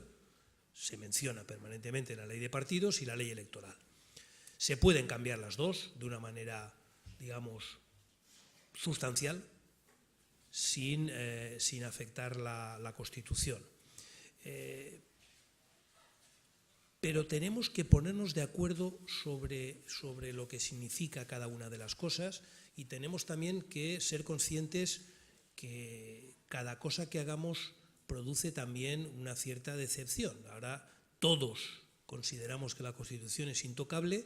En fin, yo me acuerdo cuando muchos pensaron o pensamos que se habían hecho cesiones intolerables. Por ejemplo, se ha mencionado antes el artículo 6 de la Constitución, donde habla que los partidos políticos han de ser democráticos. ¿Qué es eso? ¿Primarias? ¿Solo primarias? ¿Más cosas? ¿Qué es eso? O sea, ese gran principio en el que todos estamos de acuerdo, ¿quién va a decir, no, yo quiero que sean dictatoriales? No, evidentemente todos estamos de acuerdo en que sean democráticos. Es más, si preguntas a los de ahora, de uno, de otro y de otro, todos te dirán que ellos son muy democráticos. Por tanto, cuando descendamos de la musa al teatro y cuando tengamos que redactar artículo primero, artículo segundo, y queramos decir cómo ponemos en un artículo de una ley que los partidos políticos han de ser democráticos, bueno, pues habrá opiniones. Y uno pensará una cosa y otro otra, y tendremos que hablar, negociar, consensuar y llegar a un punto que seguramente no satisfará plenamente a nadie. Eso es, en fin, como la vida misma, lo que creo que hay que hacer, ¿no? Yo no creo que sea un problema. Yo tengo una visión de la historia, quizá por aquello que de joven fui marxista, en la que creo que en determinados momentos, y antes he hablado de los sistemas, es decir, creo que las personas son importantísimas, lo creo, pero hay veces que quedan sobrepasadas por las circunstancias y por el lugar que ocupan. Y lo estamos viendo, es decir, en este momento, cuando tú ves las discrepancias, es decir, vamos a ver, cuando gobierna el PSOE sube el IVA y Mariano Rajoy recoge firmas contra la subida del IVA. Y luego gobierna Mariano Rajoy y sube el IVA y los del PSOE que habían subido el IVA protestan. Bueno, esto no puede ser. O sea, no puede ser que subir el IVA o está bien o está mal, o es necesario o no es necesario, pero no puede depender de quién gobierna y quién está en la oposición. La posición de cada uno de ellos. Por tanto, hay veces que la posición que uno ocupa pues determina mucho la conciencia, como diría Marx, ¿no? Si escuchas, yo no entero, pero por lo menos una parte del debate del estado de investidura de Rajoy, ahí hay una llamada clara al Pacto de Estado y hay una aceptación clara del Pacto de Estado por parte de Rubalcaba. Clarísima. El más tonto la entiende. Se dice, se explica, se argumenta. Hasta hoy. Es decir, En la retórica de los partidos políticos también está el llegar a acuerdos. El otro día Cospedal lo estaba diciendo, hay que ponerse de acuerdo, el PSOE decía Pepe Blanco, hay que arrimar el hombro, tal. En la retórica está, ¿por qué? Porque lo piden los ciudadanos, porque es de sentido común y porque de verdad es necesario. Pero luego a la hora de la verdad algo falla. ¿Es un problema de personas? No lo creo. Creo que es un problema de estructuras, creo que a eso llamo yo la partitocracia. Es decir, se han generado yo lo digo de una manera, en fin, quizá un poco burda, pero en política, en los partidos, en la universidad, en una empresa, los aparatos hacen falta, lo que se llaman los aparatos hacen falta. Ahora, cuando el que manda es el aparato, mal vamos. Y yo tengo la impresión que en este momento, en los partidos políticos, los aparatos mandan demasiado. Y la lógica del aparato es distinta. Ni buena ni mala, yo no la juzgo, pero digo que es distinta. Y creo que es más un problema de lógica, de funcionamiento en este momento de partidos, que de personas, ¿no?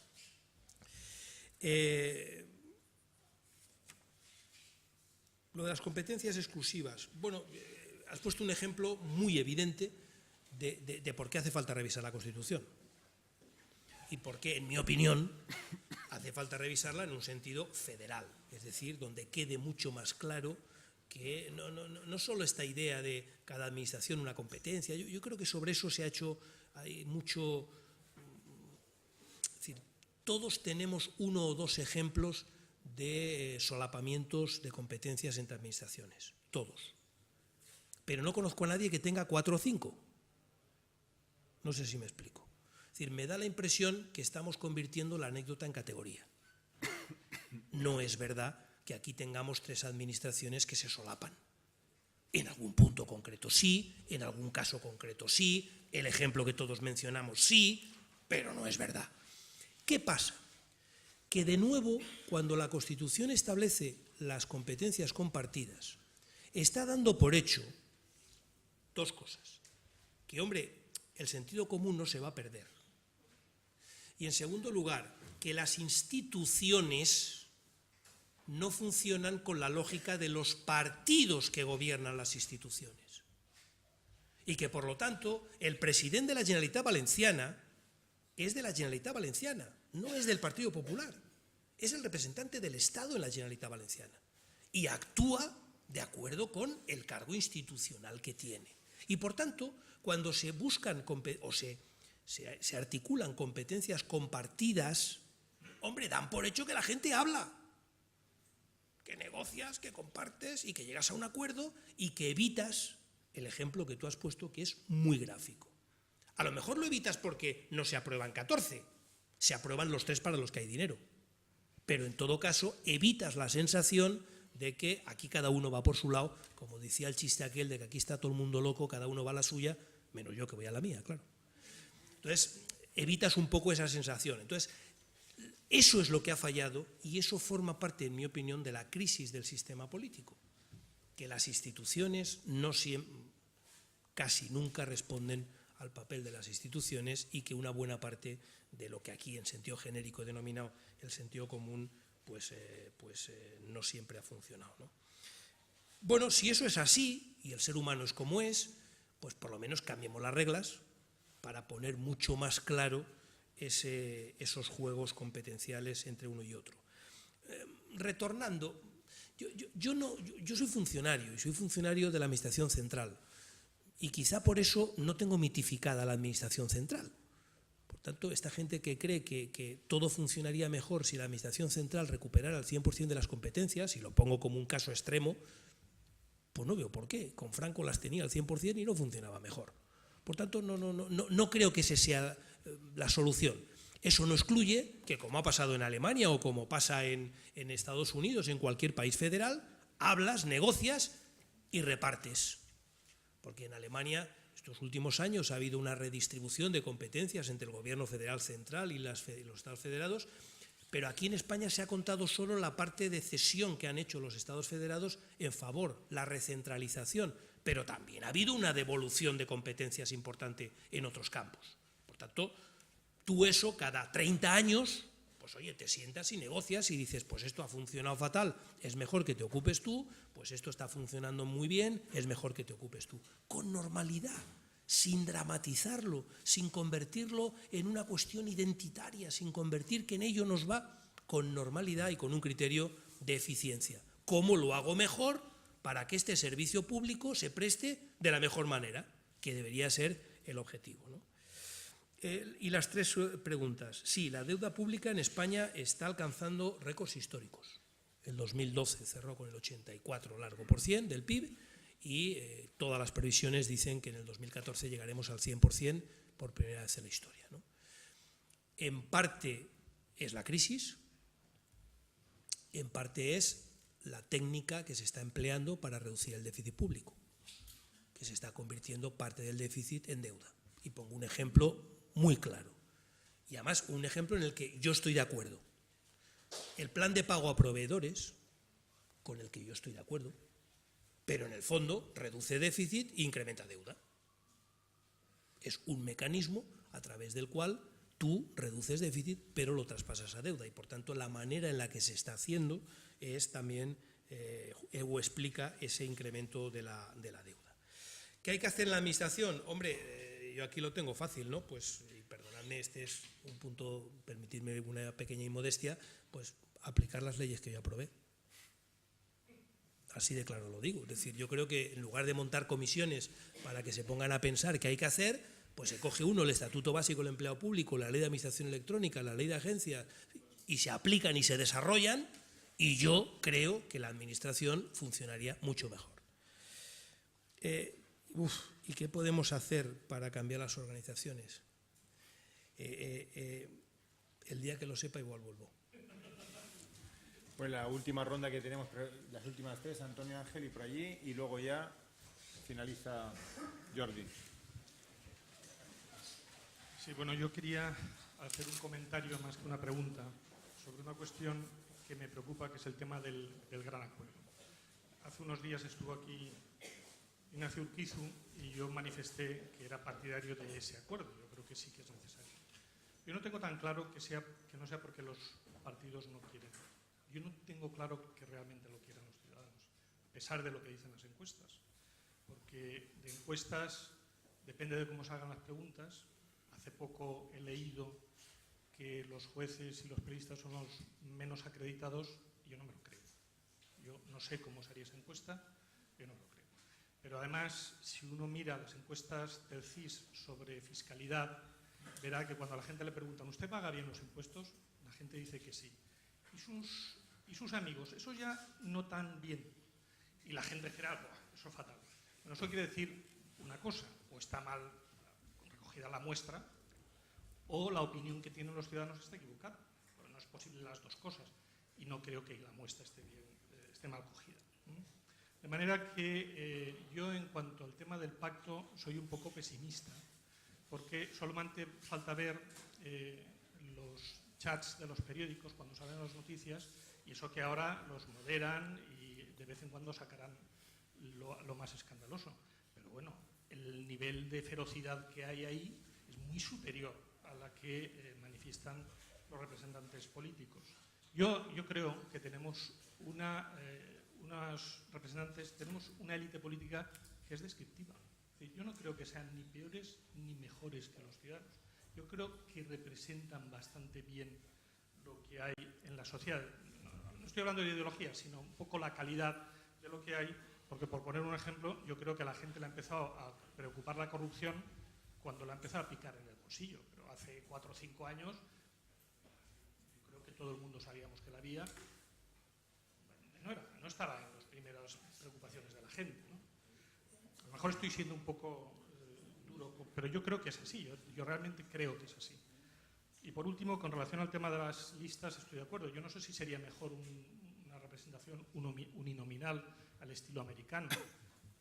Ya sabemos que en Estados Unidos gana el que más dinero pone. Entonces, yo no sé si estoy muy de acuerdo con eso. Y cuando hablamos de las listas abiertas, se nos olvidamos que tenemos listas abiertas también nosotros, en el Senado. ¿Y quién las utiliza para votar al que quiere? Es decir, que cuando hablemos de estas cosas, hablemos con un poquito de tranquilidad, ¿eh? Muchas gracias. Ángel, sí. Sí, muchas gracias. Yo, un poco en el mismo sentido que Antonio, con el cual suelo coincidir mucho, por cuestionar quizá la parte esencial de tu propuesta, ¿no? Estoy muy de acuerdo con casi todo lo que has dicho, pero el tema del gran pacto es algo que no termino de ver. Y no termino de ver porque no sé si es efectivo o es efectivo según qué. Y voy a poner dos ejemplos muy concretos. Seguramente el tema en el que más acuerdo ha habido en el Congreso de los Diputados en los últimos años ha sido el tema de la reforma del sistema financiero. Seguramente. Donde han salido prácticamente por unanimidad, bueno, no por unanimidad, pero quiero decir con grandísimos apoyos, todas las normas, y han sido unas cuantas. Creo recordar que solamente en la última modificación legal, con motivo del desastre de Bankia, pues no hubo un acuerdo y no hubo un voto en contra del Partido Socialista, pero anteriormente, tanto como cuando gobernaba el Partido Socialista como después, lo había. Por tanto, un caso típico de acuerdo de los grandes, de estos que ya más necesario en un tema fundamental. Yo no sé si en la calle habrá algún tema más odiado y más rechazado por parte de los ciudadanos que precisamente la política que se ha hecho en relación con el sector financiero. Si algo rechazan los ciudadanos en la calle es el trato de privilegio que en este país se le está dando a los bancos, muchos de ellos difícilmente explicables, ¿no? Como el dinero que se mete por parte de... o explicables, pero con muchas dificultades, ¿no? El dinero que se mete en algunos sitios para que luego después se privatizan o se le da a alguien por €1 y no sé qué y no sé cuánto. Es decir, y es una política de consenso y, sin embargo, muy rechazada en la calle. Por tanto, el valor del consenso en abstracto puede ser interesante. Y voy al segundo ejemplo. ¿Se podría llegar a un consenso con la base de la reforma laboral que ha hecho, lógicamente, haciendo uso de la mayoría absoluta que tiene el Partido Popular? Es evidente que el consenso, en una situación de mayoría absoluta, que no se daba en este país desde hace bastante tiempo, depende en gran medida, la llave la tiene el que tiene esa mayoría absoluta. Ahora, ¿los ciudadanos tolerarían que nosotros, por ejemplo, el Partido Socialista, llegáramos a un acuerdo sobre la base de un modelo de reforma laboral que es claramente gravoso para las clases trabajadoras y tal? Tengo mis serias dudas de que el valor del consenso en una política concreta como esa tuviera también alguna eficacia. Esa es mi cuestión.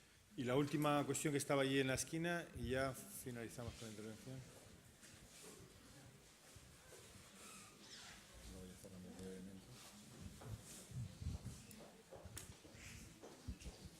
Bueno, Martín Menar, soy profesor visitante en la Universidad de Alicante, soy alemán y vivo 15 años ya en España. Pues yo quiero ampliar un poquito el punto de vista. Si el gran problema del pacto no es a lo mejor que no nos damos cuenta que quién es realmente ahora el soberano en España, como ha dicho usted, ¿no? Que es el soberano alemán y los mercados financieros y todo esto. Entonces, lo que me falta un poquito es que todos arriman el hombro para defender su país frente a estos poderes y el poder fáctico también, porque, por ejemplo, un economista alemán también en una entrevista en Estrategia, en una revista chilena, ha puesto eso, que parece evidente en un mundo ideal que la respuesta frente a una recesión es la política fiscal expansiva y no la contractiva. Y dice, pues, pero no vivimos en un mundo ideal, es que tenemos que ver también el problema político, de la economía política, que los políticos no quieren nuevamente ahorrar, y si no hay una situación adversa donde se obliga a ahorrar, no van a ahorrar nunca. Eso es el argumento, y por eso quien quiere estar en el euro tiene que sufrir ahora los ajustes, y esto es el precio para estar en el euro, porque no hay otra manera de hacer ahorrar a los políticos. Y me parece tan injusto viendo exactamente la trayectoria de la deuda pública española antes de la crisis. Y España ha sido el único país que tenía esta idea de ahorrar en tiempos buenos para luego tener el margen de maniobra en tiempos malos y tener un margen de maniobra para hacer una política fiscal expansiva, aunque explote el déficit y la deuda pública en el camino y llegamos a un nivel de promedio europeo como los de antes, como los demás. Entonces, la cuestión es, y esto amplío un poquito el punto de vista, no deberíamos luchar para que se cambie la idea en Europa del pacto de estabilidad. Es decir, ¿quién penalizamos ahí? Penalizamos quien está en la desgracia porque tiene más que 3 puntos por ciento de déficit. Pero no penalizamos a los que derrochan en tiempos buenos, cuando hay crecimiento, bajan impuestos, dan subvenciones a sus amiguitos, hacen las obras faraónicas, y ahí deberíamos, desde Europa, básicamente, en mi opinión, penalizar.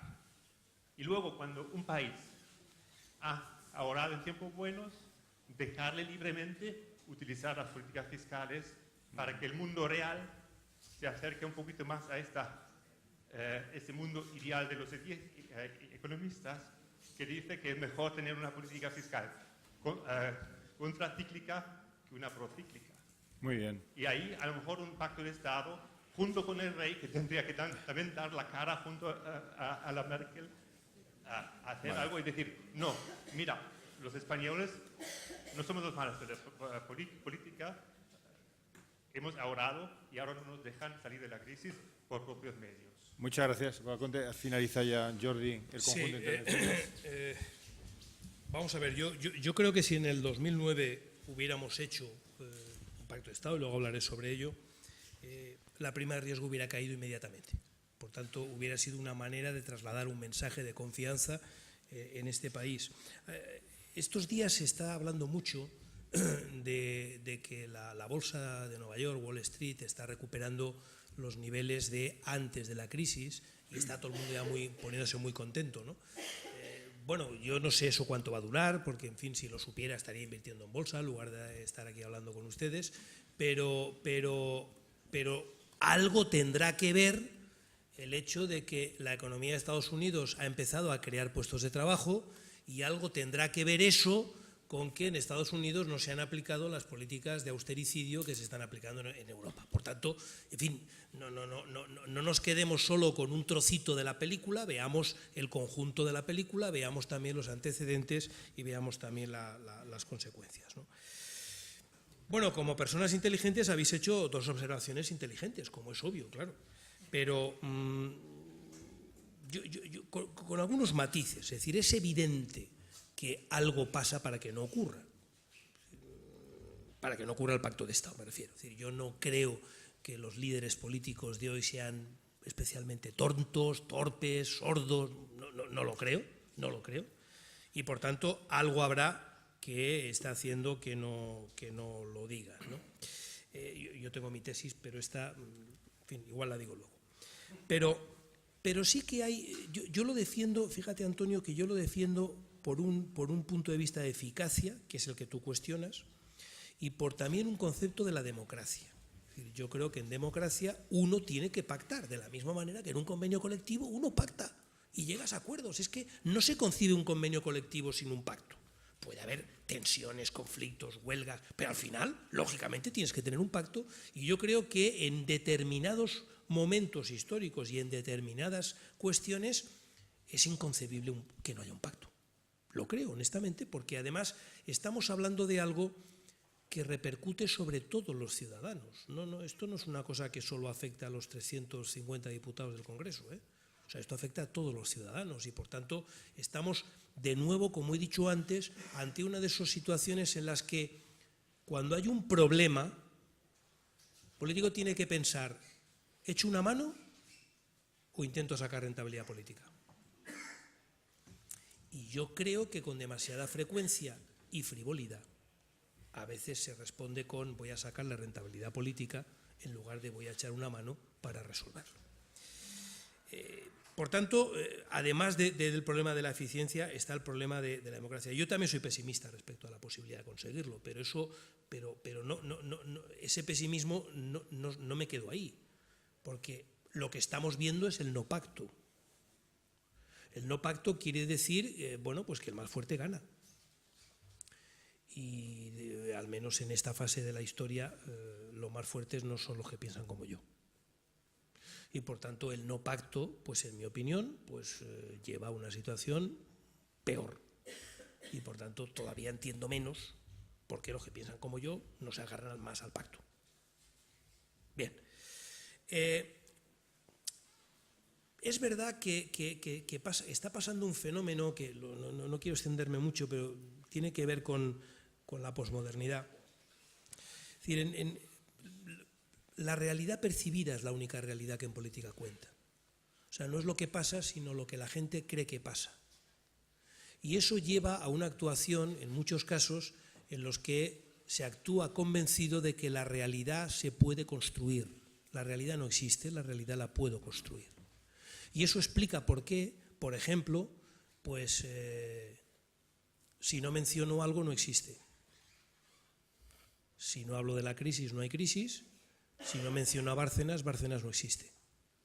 Esto no es que sean no, esto responde a convicciones, responde a políticas y a políticos que creen que en teoría de la comunicación esto funciona así, que la inmensa mayoría de los ciudadanos que votan reciben su información no a través del periódico El País, desgraciada o afortunadamente, eso a cada uno que lo opine, sino a través de otros sistemas de medios de comunicación, de masivos, etcétera, donde si el presidente del gobierno, el día que alcanzamos un récord histórico en paro registrado en España, sale en la televisión, se acerca a los periodistas porque ha ido a ver a su majestad el rey en el hospital, le preguntan por el paro y no contesta.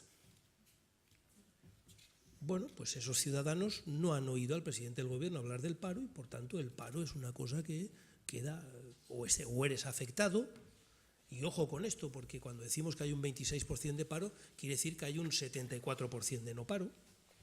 O eres directamente afectado, o te afecta a alguien de ti, o es algo de lo que hablan los periódicos, por entendernos, o de lo que no hablan, que es lo que se pretende, que no se hable de determinadas cosas, ¿no? Los dos ejemplos que tú decías, es verdad lo del rechazo al sistema financiero. Hombre, es un ejemplo inteligente, pero traído por los pelos, me explico. Yo creo que quien forzó esas votaciones fue el propio sistema financiero. Y algunas, yo todavía era diputado, y recuerdo algún gran banquero de este país llamando por teléfono a unos partidos y a otros para que dejaran de hacer el tonto y votaran todos juntos. Por tanto, es un consenso forzado, de parte, no de interés general, de parte. Defendía intereses de parte. Yo creo que la reforma, la reestructuración financiera que se ha hecho en España, lo creo, que empezó con el FROB en el 2008, yo era diputado, lo voté, es una reforma de parte. Y por tanto, está bien traído argumentalmente, pero no sé si me vale como ejemplo de políticas de consenso. O al menos lo que entendemos intuitivamente de políticas de consenso, que es defender el interés general. Si es que creemos que existe una cosa llamada interés general, que yo lo creo. Yo lo creo. Y la reforma laboral, yo ahí soy un poquito más crítico.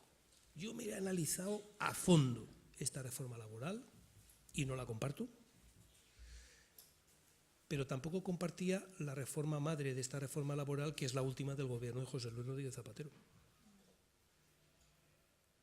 Es que esta reforma laboral en los tres temas claves es verdad que da 2 pasos más, pero solo 2, solo 2. Y por tanto, tanta diferencia hay como para no poder llegar, no pactar esta, claro, yo no, cuando digo gran pacto, no digo que el PSOE aprobara esta reforma laboral, pero que a cambio de un gran pacto se pudiera haber conseguido algo, al menos un punto intermedio. Entonces, es verdad que los instrumentos se pueden utilizar para el mal, esto siempre nos decían de pequeños, ¿no? El cuchillo no es malo el que lo utiliza para matar. Es decir, el pacto de Estado no es malo, depende de cómo se utilice, pero ¿hay otra alternativa? Visto lo visto, y visto lo visto aquí, desde mayo del 2010 hasta aquí, ¿de verdad creemos que hay otra alternativa? A mí se me escapa. Y por eso a lo mejor, Antonio, soy todavía más pesimista que tú. Muy bien, pues muchísimas gracias a todos ustedes por su asistencia, por su participación. Gracias a nuestro ponente, a Jordi Sevilla, por estar aquí en la sede universitaria de la Universidad de Alicante, en Seu Oberta, en alianza con el diario El País. Y, por supuesto, muchísimas gracias a nuestra directora de la sede universitaria, Josefina Bueno, por poder traer y tener hoy aquí a Jordi Sevilla. Buenas noches y muchas gracias. Gracias.